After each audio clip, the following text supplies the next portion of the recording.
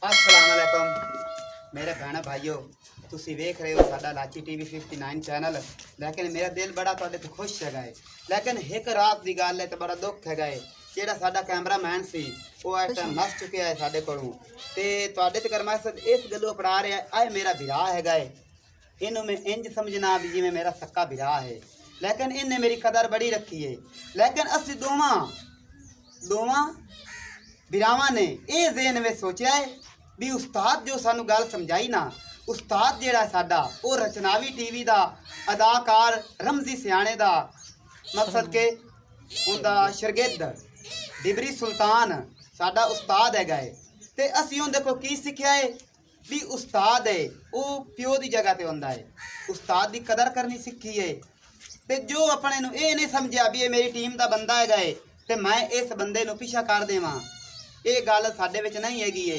लेकिन जे अगर तुसी ये समझो भी सलीम सियाणा चैनल ते नहीं आ रहा, ए टाइम मेरे एंटर दे विच चैनल है, एडिटिंग एडूटिंग सब कुछ मैं आप खुद कर रहा ते लेकिन साडे को कैमरामैन नहीं है।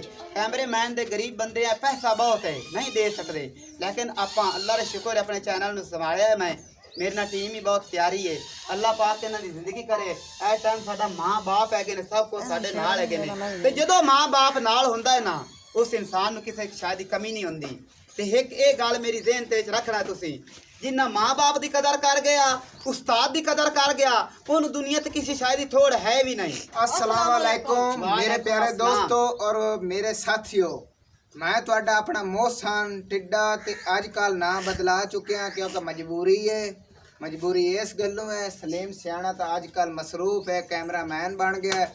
तो इंशाअल्लाह ताला सलीम सियाणे दी तुहानू थोड़ ना उसी साडे उस्ताद मोहतरम डिबरी सुल्तान साडा उस्ताद है।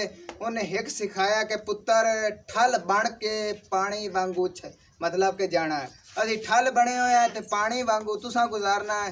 तो गुजारिश ये है कि मैनू सलीम सियाणा बना के और तुसा प्यार ते तावन करना तो सलीम सियाणा अपनी गुफ्तगू कर सकता है। लेकिन ये गल है अदाकारी सब कोल अपनी अपनी होंदी है।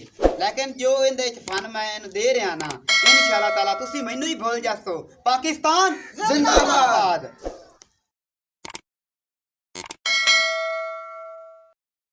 हमारी मज़ीद ऐसी फ़नी वीडियोस देखने के लिए सब्सक्राइब करें लाची 59 और बेल आइकन को प्रेस कर लें ताकि हर नोटिफिकेशन सबसे पहले आपको पहुँचे।